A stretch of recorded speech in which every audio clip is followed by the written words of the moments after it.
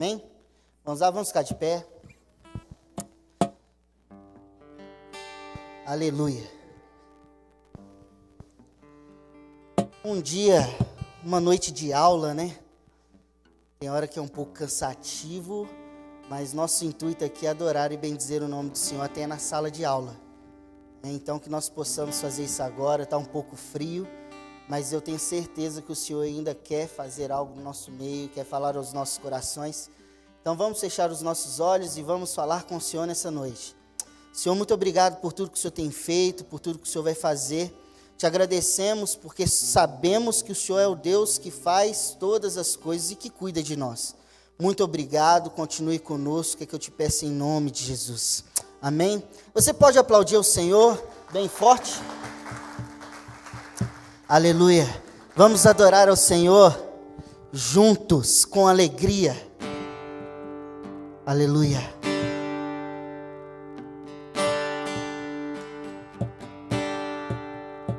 Maravilhosa graça, teu amor que não falha, tomou o meu lugar, levou a minha cruz, teu sangue me salvou,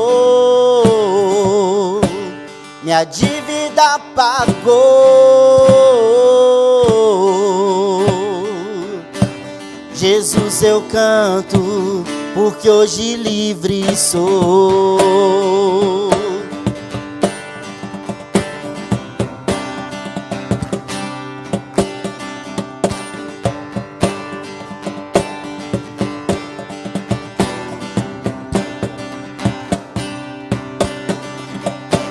Quem tem poder sobre o pecado, o seu amor é poderoso, o Rei da glória, o poderoso Deus.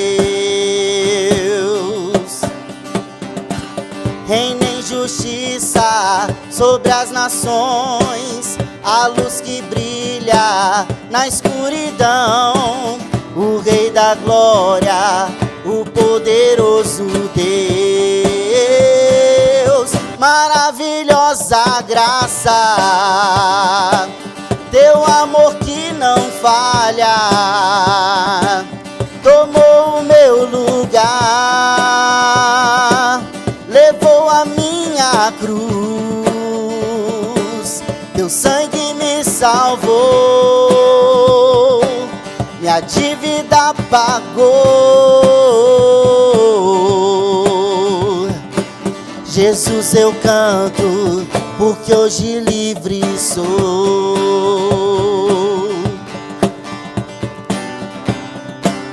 Tu és digno, digno é o Cordeiro de Deus, digno é o Cordeiro que a morte venceu, digno é o Cordeiro de Deus, digno é o Cordeiro que a morte venceu, digno é o Cordeiro de Deus, digno é o Cordeiro que a morte venceu, digno é o Cordeiro de Deus, digno, digno, digno, maravilhosa graça, teu amor que não falha, tomou o meu lugar, levou a minha cruz, teu sangue me salvou, minha dívida pagou. Jesus, eu canto, porque hoje livre sou.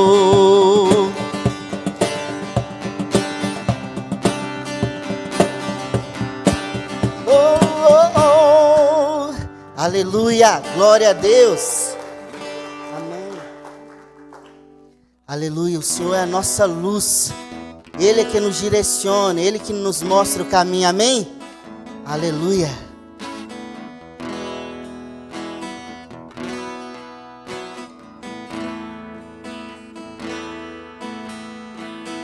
Luz luz do mundo vieste à terra para que eu pudesse te ver.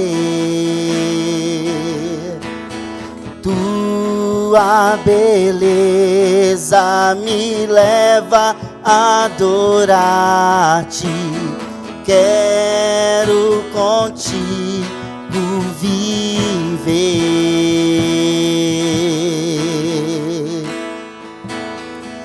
Vim para adorar-te, vim para prostrar-me, vim para dizer que és meu Deus.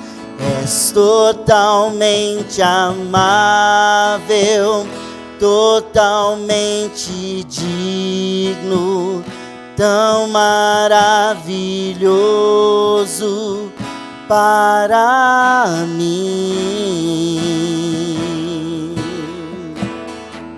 Oh, oh, oh.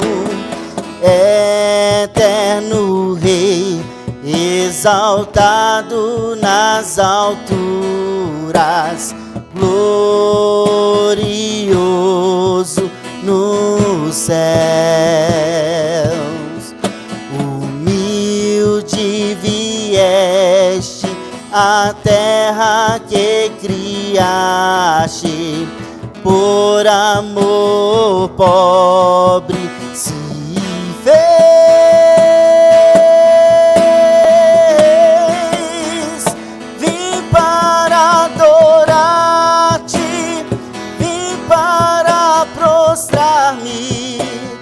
Vim para dizer que tu és meu Deus. És totalmente amável, totalmente digno, tão maravilhoso para mim. Coloca a mão no seu coração como um ato de fé e diga para ele: eu nunca saberei, eu nunca saberei o preço dos meus pecados lá na cruz. Eu nunca saberei o preço dos meus pecados lá na cruz.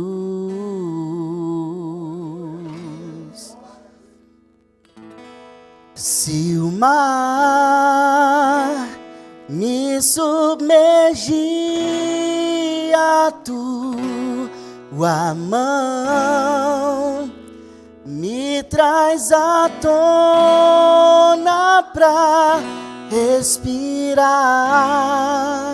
e me faz andar sobre as águas.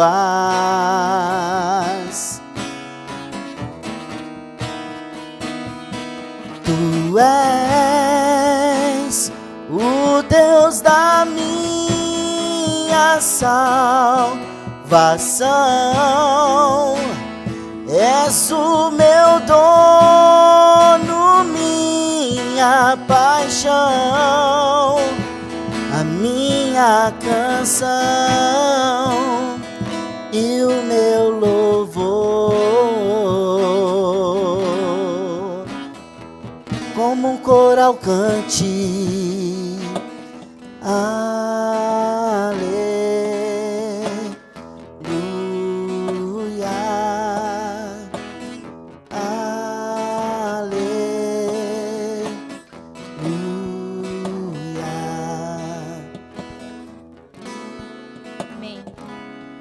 Estamos aqui na Tua presença, Senhor. Cada vez mais nos rendemos aos Teus pés. Espírito Santo de Deus, tenha liberdade de cumprir o Teu propósito sobre as nossas vidas. Usa-nos como canal de bênção na vida daqueles que ainda não Te conhecem. Pai, eu profetizo sobre a vida de cada um aqui, Pai, a autoridade para proclamar da tua bondade, do teu amor. Aqueles que estão com sede, com fome de Ti, Senhor, que venham sentir a Tua presença, que sejam tocados pelo Teu Espírito Santo de Deus. Ó Senhor, que conduza, Pai, cada um aqui a fazer a Tua vontade, que ela é boa, perfeita e agradável. Que o Senhor venha cada vez mais, Pai, nos direcionar como Teus filhos e Teus servos, Pai, aonde nós estivermos, Pai.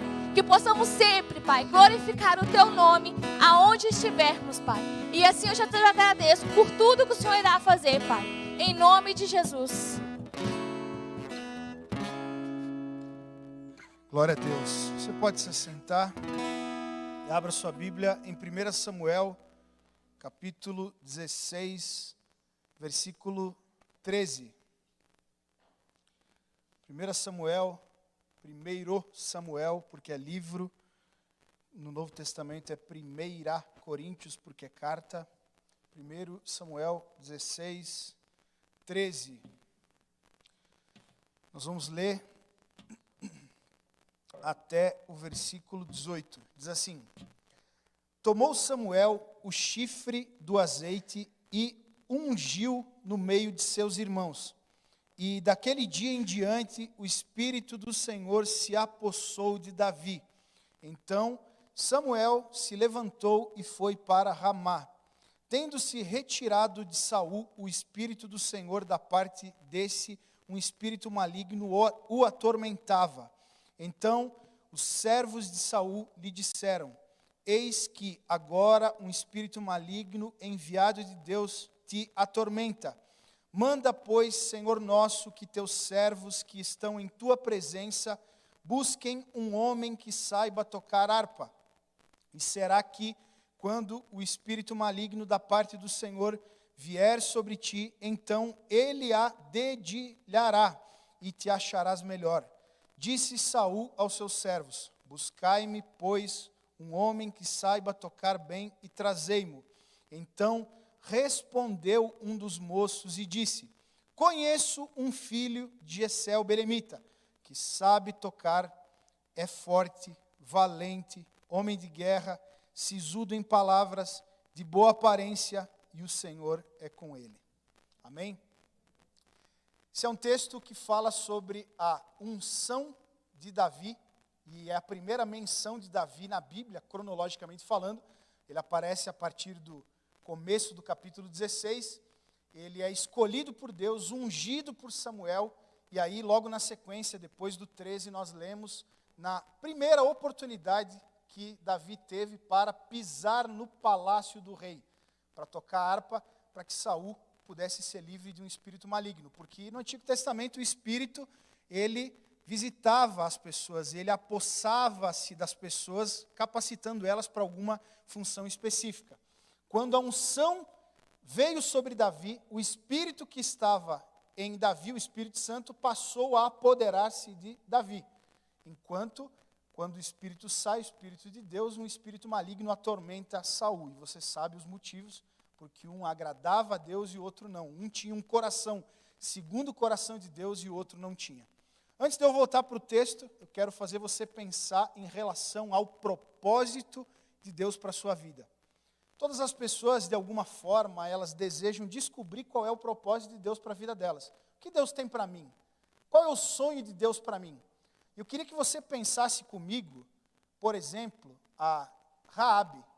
Numa das noites, das diversas noites em que ela se deitava com homens lá em Jericó, imagine uma situação hipotética que Deus aparecesse para Raabe e falasse qual é o propósito dele para a vida dela naquele dia.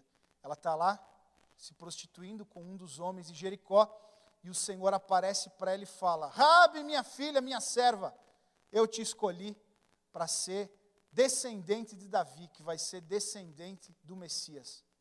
Ela ia achar que era um delírio da cabeça dela.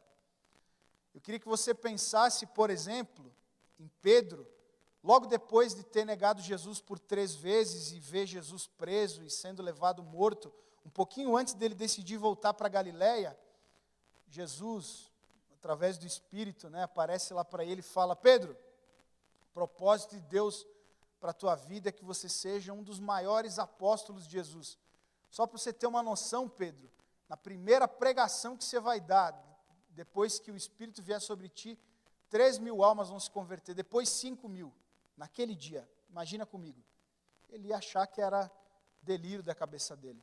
Queria que você imaginasse Paulo com uma carta perseguindo cristãos pelas casas, lá no tempo da igreja primitiva, e de repente ele tem uma visão da parte do Senhor, e o Senhor fala: Paulo, o propósito que eu tenho na tua vida é que você vai ser um dos maiores discípulos de Jesus, esse que você persegue. Ele ia talvez falar: arreda de mim, Satanás, não tem nada a ver comigo isso. Deus não nos diz qual é o propósito dele, o destino das nossas vidas, onde nós vamos chegar, o auge do nosso ministério, porque talvez nós nem acreditaríamos do que ele tem para nós. Deus não é porque Deus não quer mostrar, é porque ele não pode mostrar. Senão é bem provável que você ou não creia, ou atrapalhe, ou troque os pés pelas mãos e só traga problemas para que ele cumpra isso. Deus é um Deus que mostra o próximo passo. Nem sempre ele mostra o destino, mas ele sempre vai mostrar o próximo passo. O coração do homem planeja, desejo ir até tal lugar, mas Deus é quem dirige os passos. Deus se compromete com o próximo passo. Esse texto é o texto em que Davi foi ungido rei. Mas ele não foi ungido rei e no dia seguinte ele foi para o palácio. Passou muito tempo até ele ser reconhecido como rei de Israel. A unção estava sobre ele, a promessa de que ele seria rei estava sobre ele.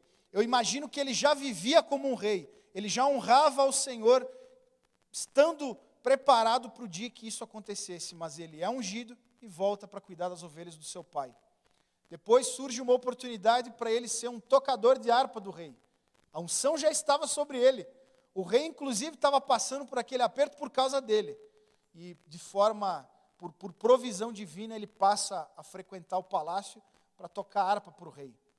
E a história caminha, e você conhece, ele mata um gigante, ele ganha fama, o rei fica com inveja dele, tenta matar ele, persegue ele foge lá pela região dos filisteus, começa a juntar para perto dele pessoas com problemas, pessoas problemáticas, pessoas em dificuldade, se refugia na cidade de Hebrom, que é uma cidade de refúgio, porque lá ele não seria julgado, porque gente problemática tinha que ir para cidades de refúgio, e passa muito tempo até que ele entrasse no palácio com uma coroa na cabeça, sendo o rei sobre toda Israel.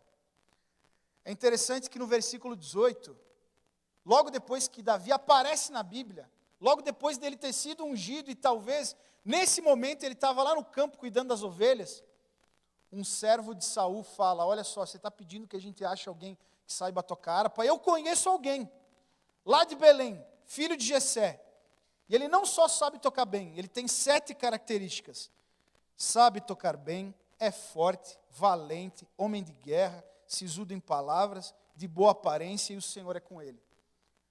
Eu quero que você pense, nesse tempo, cronologicamente falando, como que Davi podia ser reconhecido como homem de guerra.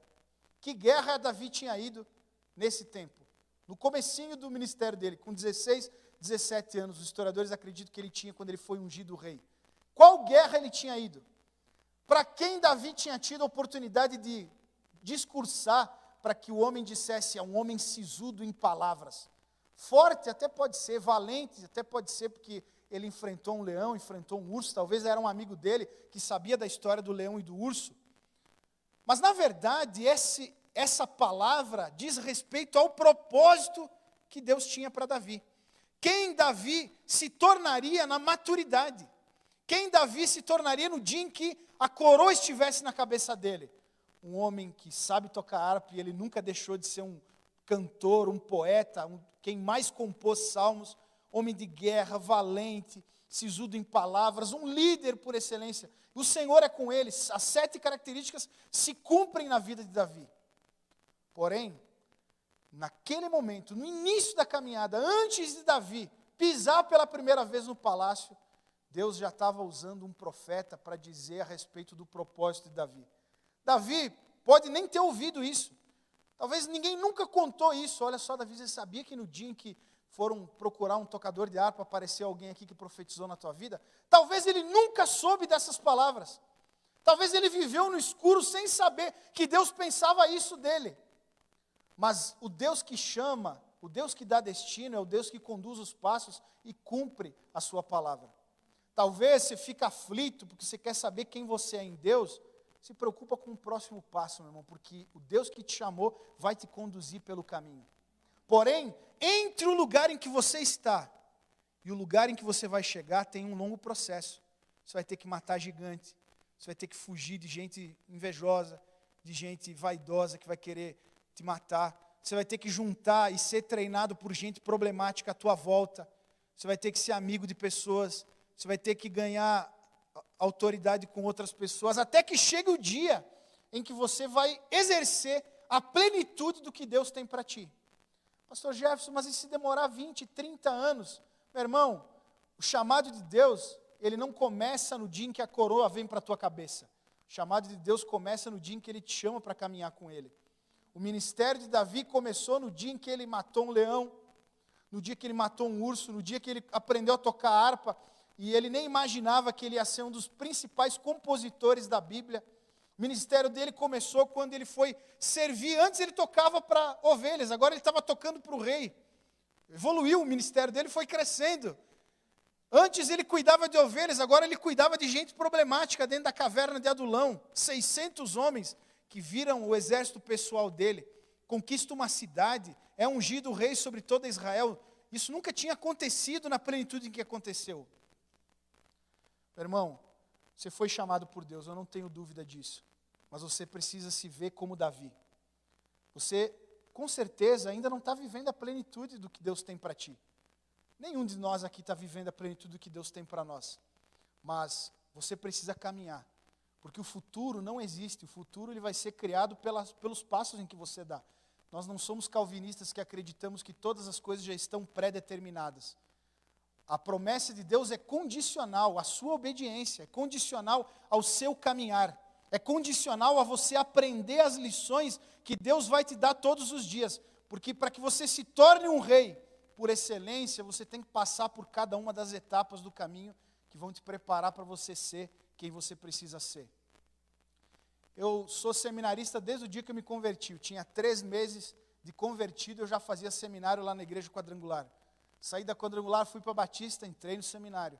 Saí da Batista, vim para a Wesleyana, podia eliminar metade das matérias. Eu falei, não, vou fazer todas as matérias, estudo. Saí do seminário da Wesleyana, fui dar aula, estudo mais do que eu estudava quando eu era aluno.